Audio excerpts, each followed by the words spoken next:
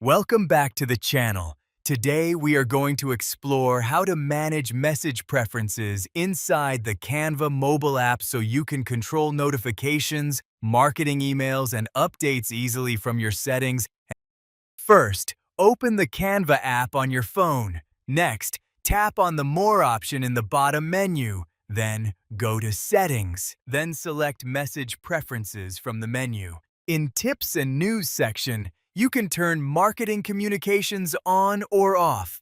And you can choose frequency like anytime, weekly, monthly, or snooze for 3 months. Then, you can manage how you hear from Canva, including what's new, recommendations, and design school updates by toggling options on or off. After that, move to the Account section, where you can control research opportunities and sales contact preferences. Finally, adjust everything based on your personal preference to keep your notifications relevant and organized. If you enjoyed this video, make sure to subscribe to the channel, like the video, and share it with others. Thanks for watching.